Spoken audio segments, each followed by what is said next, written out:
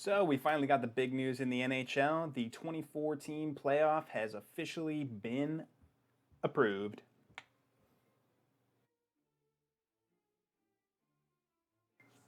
In this video, I'll just be going over some of the things that may differ from my last video now that it has been confirmed that we are going to do this 2014 format. I'll be giving you guys an update on some of the NHL Hub City news.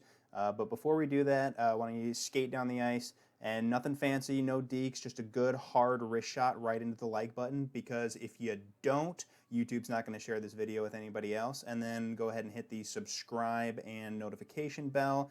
So one thing that was still up in the air is how exactly the teams would be ranked. Would they go based on points of where the teams were at when the NHL paused on March 12th, or would they come up with some other type of system to rank the teams more fairly? And that's what they did. They decided to go by points percentage. The only teams really affected by this points percentage rule are going to be the Edmonton Oilers and the Dallas Stars. Now, the Dallas Stars were actually 1 point behind the Oilers in the standings.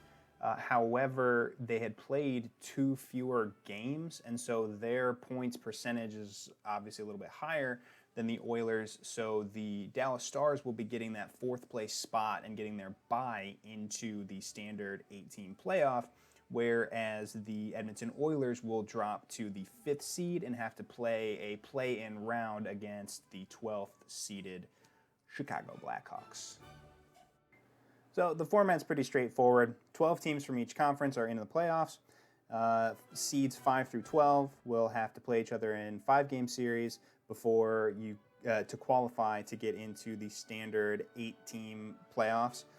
There is one thing that is still kind of up for grabs a little bit. I think the NHL was a little bit worried about how many games players were going to be playing and how it could affect their tiredness or whatever.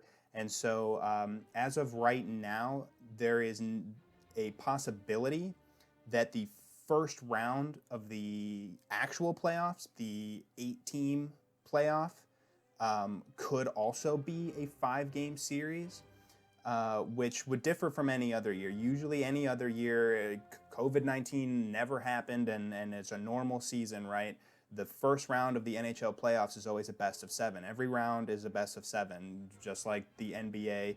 A lot of NHL players have come out and said that they don't like the idea of having a 5-game series in that series. They understand the 5-game series for the play-in round for the teams that are seeded 5 through 12.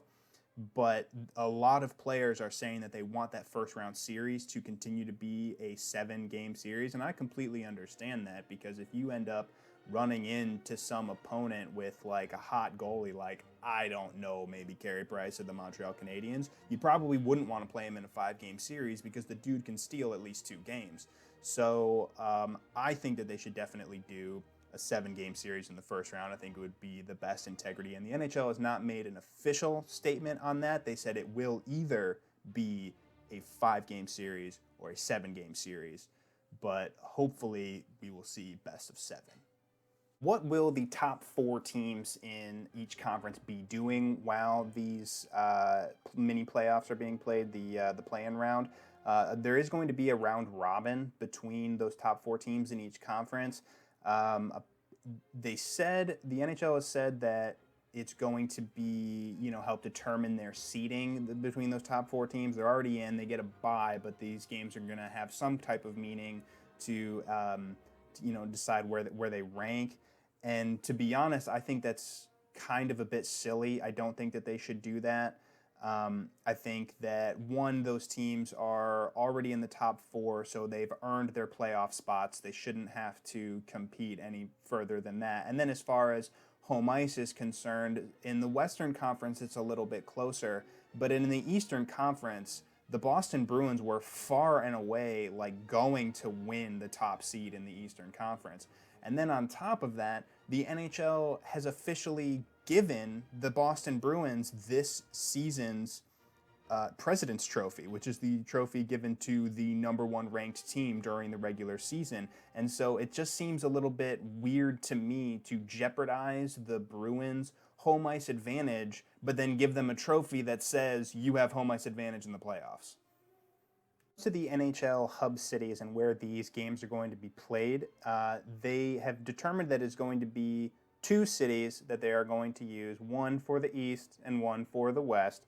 And I will put in my description below, I will put the list of the cities that are all being considered. If I'm being honest, I mean, like, I think that you should do at least one of them in Canada. I think that would make sense. And the one on the list that stands out for Canada is Toronto. That one should probably be it. And then there were the bottom 7 teams in the NHL that don't get to compete for the Stanley Cup this year. And it stinks for them, but at least they get to go right into their off season. The NHL did release a plan for the NHL draft. And it is just even more confusing than the draft lottery already was, because there are now this year, instead of 16 teams in the playoffs, there are 24 teams in the playoffs. And so there's like a 3% chance that a team that makes the playoffs could still get the #1 pick. It's really convoluted, and please, dear God, please just let the Red Wings get in the top 2. Just the top 2 at least, please. One of the biggest hurdles we're still kind of getting through right now is just that we don't have a set timetable for this. The NHL has released that this format is going to take place. They've released that the draft format is going to take place. What they have not done is given any exact dates. And they've done that very purposefully, and I absolutely understand why.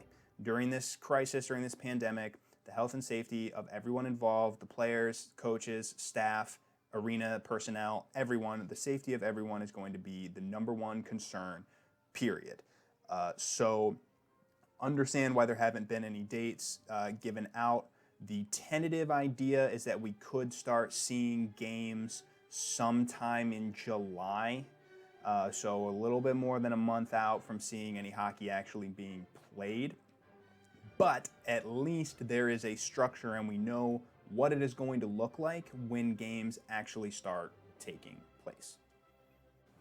So one thing that we definitely know is that these games are going to be taking place without any fans once we start seeing the playoffs come in. Obviously, having 20,000 fans in a stadium during a pandemic of a novel disease that they don't have a vaccine for, they can't really allow that. And so going to be played with no fans.